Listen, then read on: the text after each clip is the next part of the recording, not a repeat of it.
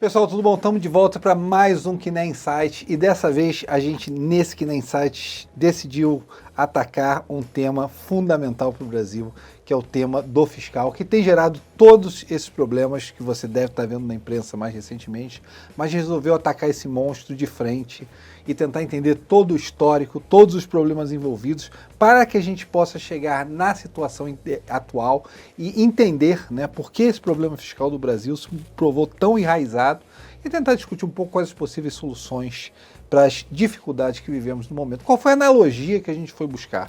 A gente foi buscar analogia lá no século XIX, tá? A gente foi buscar analogia em Frankenstein, de Mary Shelley, que tá um clássico aí da literatura gótica, um dos maiores livros da literatura mundial, e logicamente a analogia é clara, é o monstro fiscal brasileiro, né, versus o monstro criado por Victor Frankenstein. E no livro é interessante que o monstro é criado e o monstro é abandonado. E no momento que o monstro é abandonado, o monstro cria sua própria raiva e se volta contra o seu criador. E nisso a gente vai buscar aí a analogia de contar a história do fiscal brasileiro. Para contar essa história, ninguém mais, ninguém menos que a grande Daniela Lima aqui com a gente, né? A gente escreveu esse paper e a gente vai tentar passar por toda essa história. Dani, prazer ter você de volta aqui nos nossos Kiné Insight. Rui, obrigada pelo convite, sempre bacana falar com você. Legal, E com os nossos ouvintes. Lembrando que a Dani também está esse mês no nosso Café com Kinéia, com o Castelo Branco, conversa super legal sobre a economia brasileira e também sobre Petrobras. Se você ainda não viu nosso Café com Kinéia, assista, sensacional, eu e a Daniela com o Roberto Castelo Branco. Dani, dá uma visão, vamos começar dando uma visão pro pessoal de casa, o que é o tamanho do monstro fiscal. Lembrando ali que no livro o Victor Frankenstein pega pedaços ali num cemitério para montar o monstro, né? E esse monstro, na verdade, é formado ali de diferentes partes. Quais são as partes do nosso monstro fiscal? Rui, nosso monstro é grande, desengonçado e cheio de remendos ali, como o monstro do Frankenstein, né? Quando a gente pensa em termos de dívida PIB, né, nossa dívida PIB é mais de 70%, a gente tem um tamanho muito maior que os emergentes, a gente gasta muito. A gente tem hoje que depende ali de algum cheque do governo, né, mais de 40% da população entre a folha de pagamento, previdências e todos os benefícios, né? E aí, para fazer frente a tudo isso de gastos, a gente tem uma carga tributária muito elevada, de mais de 30% do PIB, bem maior também do que os nossos pares emergentes. Certo, perfeito. E quando o monstro, na verdade, necessita se alimentar, um monstro desse tamanho necessita se alimentar, né? Muita gente paga o preço dentro do país. Vamos contar um pouco da história, né? Vamos dar pela história do processo fiscal brasileiro, tá? Que está ali bem descrito no nosso Kiné Insight, né? A gente se preocupou de começar desde a redemocratização, né? Você teve Tancredo Neves, daí logicamente o governo de José Sarney, e aí você chega na Constituição de 1988. Por que aquela Constituição foi um começo, né, da criação do monstro fiscal? Claro, a Constituição de 88 ela foi a Constituição cidadã, né, como a gente comenta lá no texto, em que trouxe ali para a Constituição alguns direitos de benefícios sociais, né, até como a saúde, a educação, e tudo isso acabou entrando ali de uma forma engessada no orçamento, né. A gente vai falar até depois do engessamento do orçamento ali, que é um ponto relevante, mas ele teve ali início na Constituição de 88. Certo, e aí você, da Constituição de 88, você tem esse período que vai até o Plano Real. E no período até o Plano Real não dá nem para falar de fiscal, porque o exposto inflacionário era tão grande, né? Você tinha antes até o fato da conta movimento, que o Banco do Brasil financiava o governo, mas chega a 94, você começa a ter um fiscal formal no Brasil. Uma hora que você acaba com a conta movimento, você começa a estabilizar as contas, você começa a estabilizar o imposto inflacionário, né? Como é que foi esse desafio do governo Fernando Henrique em começar a lidar com o problema fiscal pós-período inflacionário? O desafio do governo Fernando Henrique foi muito grande, né? Porque a inflação ela ajuda o governo em diversos sentidos, né? Quando a gente pensa na dívida, ali você tem gastos ali que são fixos e pré-fixados ali com a inflação, e depois a inflação te come e acaba se entregando um bem menor, né? Então, a inflação ajuda na questão do balanço dos gastos e também no denominador ali da dívida, né?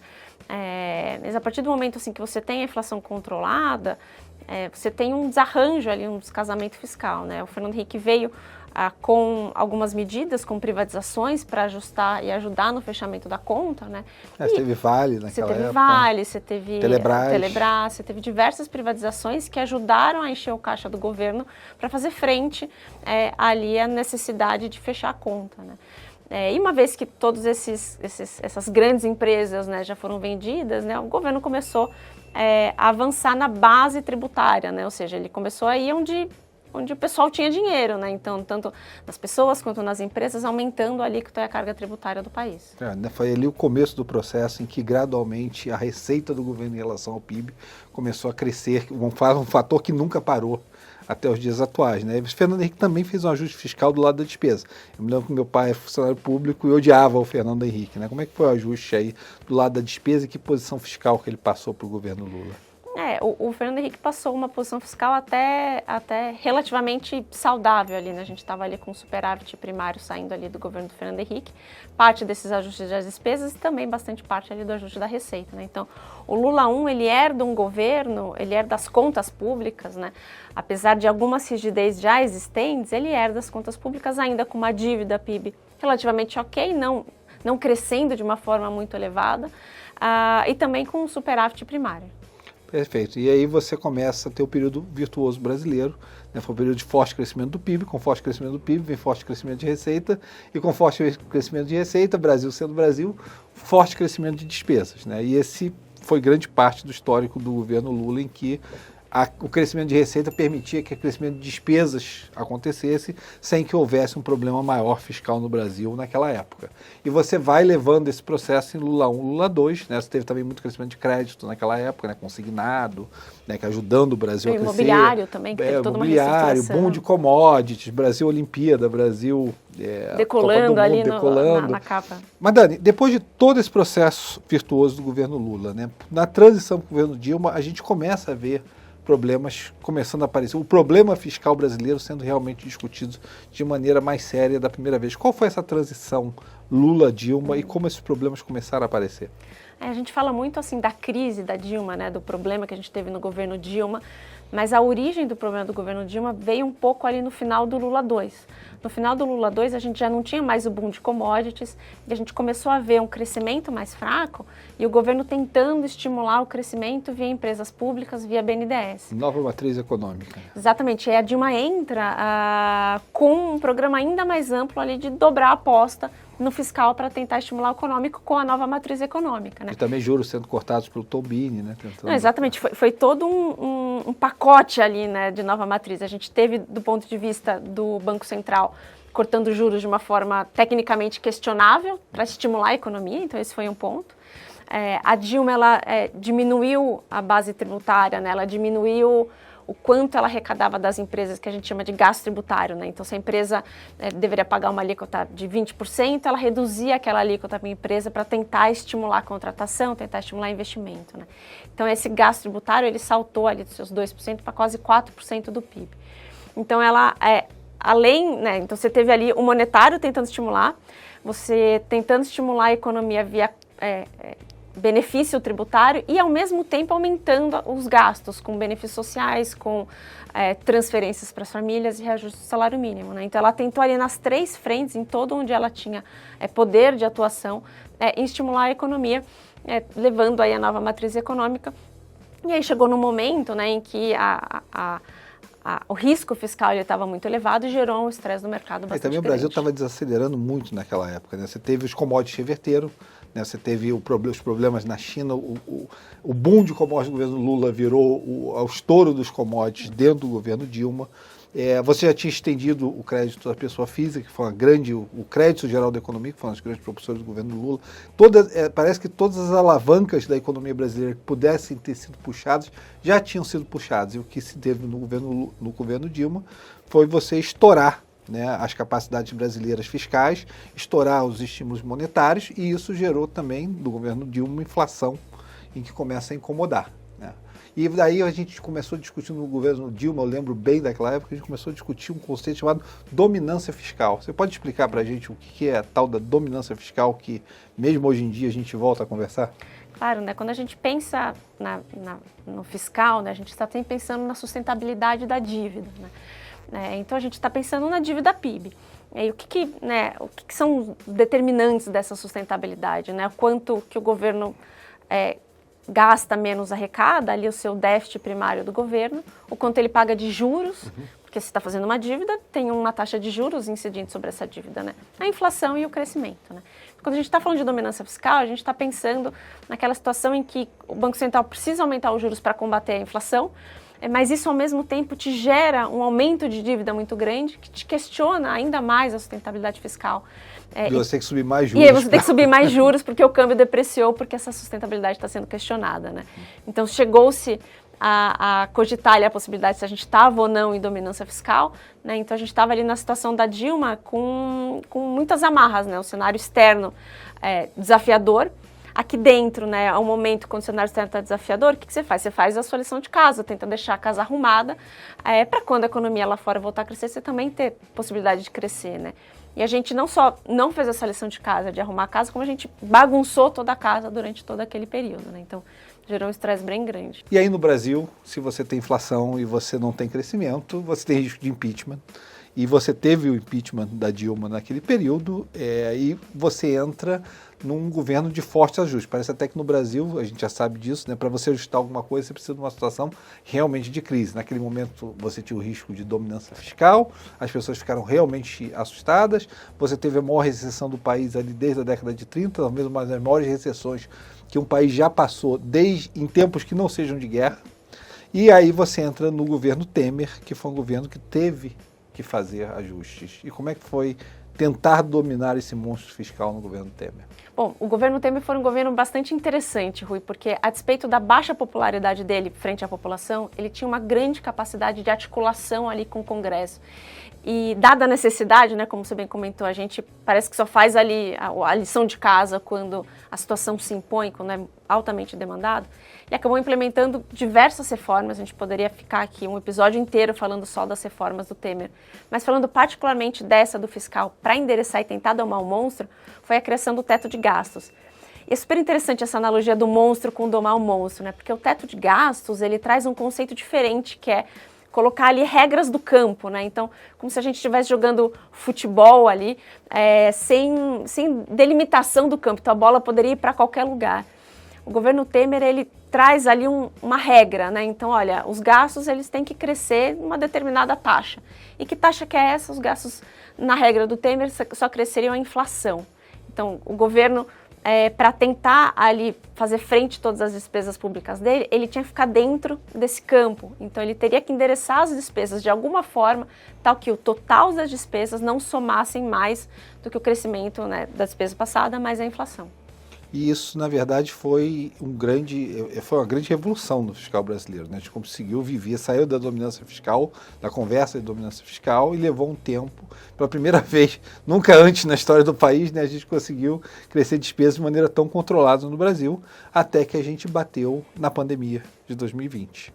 E da pandemia de 2020 até a eleição de 2022, como é que foi o cenário fiscal brasileiro? Foi um cenário também desafiador, né? Porque a gente tinha ali a âncora fiscal, né, que trazia credibilidade para o governo, que era o teto de gastos, e na pandemia esse teto ele foi rompido, né? Dada a necessidade da pandemia, o governo começou ali a criar alguns puxadinhos e tirando algumas coisas do teto, né? E o problema disso, né, uma vez que você faz isso de uma forma justificável, ali que tinha a pandemia, te abre brecha constitucional para fazer outras modificações ao longo do tempo. Foi isso um pouco do que acabou acontecendo ali durante o governo do Bolsonaro até o final, né? Ele foi acabando mudando o teto de gastos, né? E o teto de gastos acabou não sendo mais tão crível, né? Então, assim, discutiu-se que o teto de gastos ele trouxe um freio de arrumação importante, mas talvez ele fosse rígido demais, né? Porque no fundo, Rui, assim, a gente fala muito de sustentabilidade da dívida, porque, no fundo, o que interessa é a gente saber em que nível, que patamar de dívida que o país vai parar, em qual é a trajetória, para você classificar ali e colocar um prêmio de risco, né? Se você não tem ideia de onde essa dívida vai parar, você não consegue precificar, não consegue ter ideia do risco, né? Então, acho que a regra de teto ele foi até excessiva bastante, porque naquele momento você precisava de até trazer a dívida, o gasto para baixo, né? Mas percebeu-se ali no governo do Bolsonaro que talvez ela fosse rígida demais para as condições de contorno que a gente tinha naquele momento. Perfeito. Aliás, uma coisa que me lembra dessa questão fiscal, como é que a gente de vez em quando é chamado a pagar a questão fiscal, foi que eu paguei a questão fiscal durante a pandemia porque o Roberto Campos Neto, botou o CDI a 2%, né? E a inflação estava rodando naquela época perto de 10%. Né? Esse imposto inflacionário para as pessoas que estavam indexadas ao CDI, eu tinha parte da minha poupança indexada ao CDI, eu fui chamado a pagar por esse custo fiscal brasileiro, e foi a razão que a dívida PIB brasileira não aumentou durante o período da pandemia, apesar de todo o esforço fiscal que foi feito, porque na verdade a gente pagou via imposto inflacionário com taxas de juros reais negativas naquele período. Daí você vai para a eleição do Bolsonaro, a eleição de 2022, Bolsonaro e Lula, e você tem as chamadas PEC kamikaze, você tem as chamadas, o aumento da demanda fiscal durante a eleição, que vai se transformar na PEC da transição durante o governo Lula. Como é que foi isso? Novamente aceleramos gastos. E o governo Lula, né, quando a gente estava ali na época de eleição, Rui, a gente se questionava muito, no mercado inteiro se questionava muito de qual seria o governo Lula, né? Seria mais parecido com o Lula 1, que continuou com as medidas e com o tripé econômico herdado do Fernando Henrique, seria mais parecido com o final do Lula 2, que foi ali já um Lula já caminhando para o período da nova matriz econômica, né? Então tinha um pouco dessa dúvida durante as eleições, e uma vez eleito, né, o governo Lula ele trouxe um choque de gastos bastante elevado que até o mercado não estava esperando tanto, né? Tiveram reações negativas quando ele veio justamente com essa PEC da transição. E aí, o que foi essa PEC da transição? Assim, basicamente o governo pediu ali um waiver para o Congresso para sair do teto, algo como mais de 100, quase 200 bilhões ali de reais, para já na largada já começar com dinheiro ali no bolso, né, para poder fazer todos os gastos que ele queria. Tudo isso fora ali do arcabouço. E aí você vai para dentro desse novo arcabouço fiscal, né, em que ele por si só, como a gente começou lá no começo, né, por razão da rigidez do orçamento, ele por si só tem as sementes da sua própria destruição, parece. Descreve para a gente por que o arcabouço, vis-à-vis o fato que grande parte das despesas do orçamento são engessadas, levam à sua própria autodestruição passado um período de tempo. Acho que esse é o ponto crucial, assim, do porquê que talvez esse monstro seja tão raivoso e tão desgovernado ali como o monstro do Frankenstein, né? Porque a gente tem aqui um orçamento bastante rígido, cerca de 91% das nossas despesas são rígidas, né? E aí o que eu quero dizer com isso, Rui? A gente fala bastante de gasto do governo aqui, de necessidade de ajuste fiscal e tudo mais, mas quanto que de fato o governo pode cortar, dado as leis que obrigam ele, né? O orçamento, assim, então você tem 30% do que você arrecada, você obrigatoriamente tem que gastar com saúde e educação. Então isso ali é uma rigidez orçamentária, né? Além disso, né, você tem todos os gastos com previdência, que o governo gasta 40% das despesas hoje com gasto de previdência. Fato é que, uma vez que você reajusta o salário mínimo, você indexa todos os ganhos de benefícios, inclusive de previdência, né? Então tudo isso faz com que os cortes do governo, as regras de hoje, né, sejam difíceis, né? Então, cada vez tem menos para cortar. Né? Exatamente. Então, porque você tem um orçamento, as obrigatórias crescem mais rápido do que o conjunto do orçamento, e daí o que é facultativo vai ficando pequenininho. É isso. Então, o novo arcabouço hoje ele é um pouco mais flexível do que o teto. O teto era 0 de crescimento real. O arcabouço ele te permite crescer 2,5%, mas todas essas despesas, sua previdência, saúde, educação, todas elas crescem mais do que 2,5%. Então, se você tem ali 90% da despesa que cresce mais do que 2,5%, você precisa de todo o resto que cresça bem menos, né? E esse todo o resto, o que tem? Tem PAC, que é o investimento do PAC, que é algo caro ali, importante para o governo, caro no sentido de importante para o governo.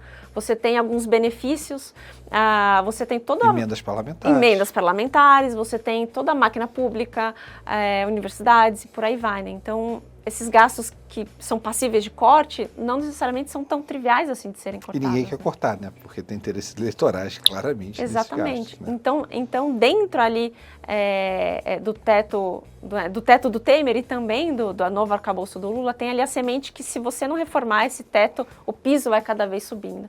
Esse teto fica mais comprimido. Não, perfeito. E só para lembrar as pessoas que estão escutando a gente, tá? A gente tem a nossa comunidade, se está gostando do vídeo, está gostando do conteúdo, tem a nossa comunidade no WhatsApp, onde a gente manda todo esse conteúdo, tudo que é gerado pela Quineia, vai estar naquela comunidade, vai ter um link aqui embaixo desse vídeo, tá? Para você se juntar a essa comunidade. E lembrando também, assina esse canal do YouTube, tá? Se você gostou, deixa o like e não esqueça também do nosso Instagram, sensacional, tá? Já está com quase 60 mil seguidores naquele Instagram, Quineia Investimentos. Entra ali e se junta à nossa comunidade. Dani, aí você tem a questão atual que está nos jornais, né? Você tem que cortar despesas de alguma maneira para que o arcabouço se mostre crível. Aí você teve esse contingenciamento inicial, o contingenciamento do governo simplesmente diz assim, olha, eu não vou gastar, no caso 15 bilhões de reais esse ano 2024, mas mesmo assim você ainda não chega na meta desse ano e você não chega, passa longe da meta do ano que vem. Quer dizer, de alguma maneira você vai ter que mexer em despesas obrigatórias. Como é que o governo vai sair dessa cilada que o monstro criou? É um bom ponto e toda a discussão hoje do momento é essa, né? Bom, é um grande desafio ali para o governo Lula, né? O governo Lula, o arcabouço do governo Lula tem duas pernas, né?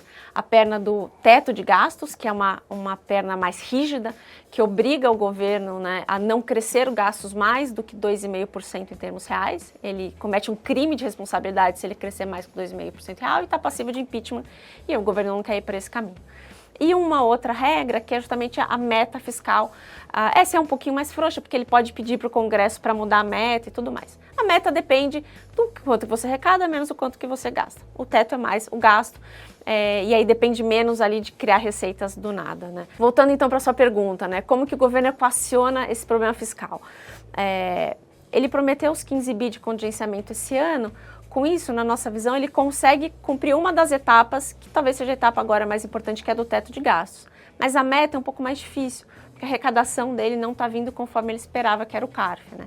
Então a gente acredita que tem uma chance muito grande do governo não cumprir a meta esse ano. Porque o governo, só falando, o governo colocou uma série de despesas não recorrentes no orçamento desse ano e que não estão vindo no nível que ele esperava que viesse. Exatamente, ele colocou uma série de receitas ali não recorrentes, como o CARF, como algumas medidas que são one-offs, como a gente chama, né?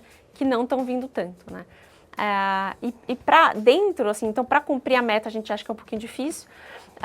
Talvez ele tenha que mudar, e a grande discussão aqui vai ser se ele vai mudar a meta ou se ele vai simplesmente reconhecer que não cumpriu a meta e acionar os gatilhos, né? Então, isso vai ser uma coisa interessante para a gente observar se ele vai querer cumprir as regras mesmo que ele propôs. Ele vai ter que cortar algumas obrigatórias, como você comentou, Rui. E aí, quais obrigatórias, né? A gente viu no governo Lula um crescimento muito acentuado de alguns benefícios. O benefício de prestação continuada, por exemplo, né, que é aquele benefício para idosos acima de 65 anos, que tem uma renda baixa, ele saiu de quase 4 milhões de pessoas que recebem para 6 milhões em 1 ano e meio. Então, o governo vê aí indícios de que você tenha fraude. Então, ele vai fazer um pente fino, né, ele pretende fazer um pente fino nesses benefícios para tentar trazer ali alguma economia das despesas obrigatórias também, né? Porque se ele não pode simplesmente cortar algumas coisas, né? O que é legalmente permitido ter os benefícios, né? Talvez ele fazendo ali o pente fino, vendo que, olha, talvez alguém está recebendo, não deveria estar recebendo, ele consiga cortar um pouquinho dessas despesas obrigatórias. E disso tudo vem, a gente está discutindo isso tudo, né? Acho que parece que a sociedade chegou num ponto que quando quase 35% da economia é tirada dela pelo governo, as pessoas não querem mais. Você vê até a quantidade de memes que você teve com relação ao ministro Haddad, e você vê também que o Congresso, desde o começo do governo Lula, parece ser não complacente ou não conivente com o aumento de impostos de modo geral, e tem negado ao governo, lembrando no começo do governo, de discutir se ajuste na JCP, se ia tributar dividendos, né, aumento de carga tributária de modo geral, e a última foi a SMP do PIS/COFINS, em que o Congresso disse não novamente. Parece que cada vez que o governo vem para o Congresso pedindo novas receitas, o Congresso diz não ao governo pelo tamanho da carga tributária que você tem. Se você, na verdade, não consegue acertar pelo lado da receita e pelo lado da despesa, é sempre complicado, a gente está falando de pente fino na Previdência, a gente sabe que essas coisas nunca funcionam muito bem no Brasil, você começa a bater numa certa impossibilidade, né? A despesa é rígida e a receita, o Congresso, por outro lado, não quer acertar. Aí você começa a ter que usar Porque lembra, no governo Temer a gente conseguiu acertar isso, mas o capital político usado foi muito grande.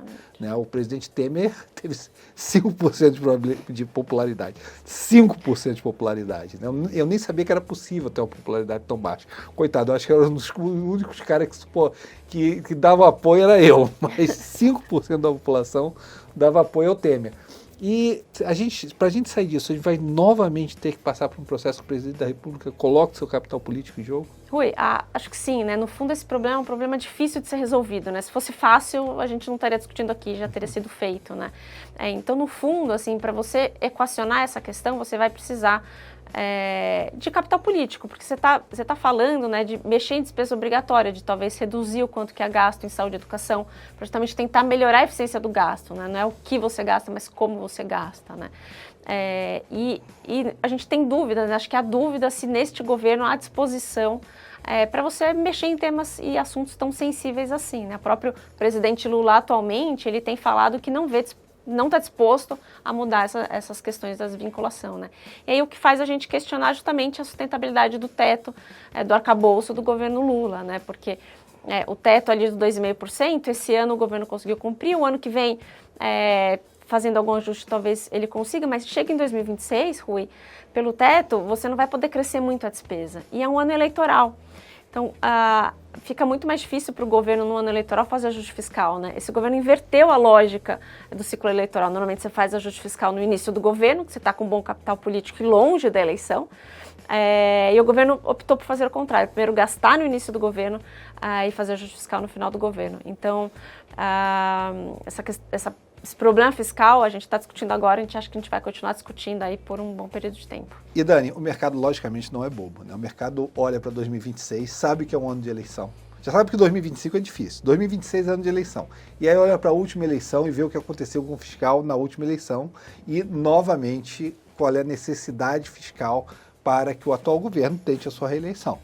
Então as pessoas botam um prêmio de risco em cima disso e a gente vai ter que lidar com isso nos próximos 2 anos, até que certamente o tema da próxima eleição deva ser como solucionar essa questão fiscal e esperamos que o próximo presidente, quem quer que seja, tenha um mandato para começar a atacar junto com o Congresso essas despesas obrigatórias. Né? E a gente espera que o final do livro do Brasil seja melhor do que o final do livro do Frankenstein, porque no livro a criatura volta para atormentar a vida do Victor Frankenstein. Não vou contar o final, mas a gente espera que o destino do nosso país seja melhor do que o destino do final do livro. Pessoal, a gente está encerrando aqui, tá? Super legal ter feito esse Kiné Insights aqui com a Dani. Olha lá no blog da Kiné, vai estar o documento ali, leia tudo, tá? Participe das nossas redes sociais. Se gostou, dá o like no vídeo. Siga a gente aqui nesse canal Kiné Investimentos, Instagram e na nossa comunidade. Um grande abraço e até o próximo Kiné Insights.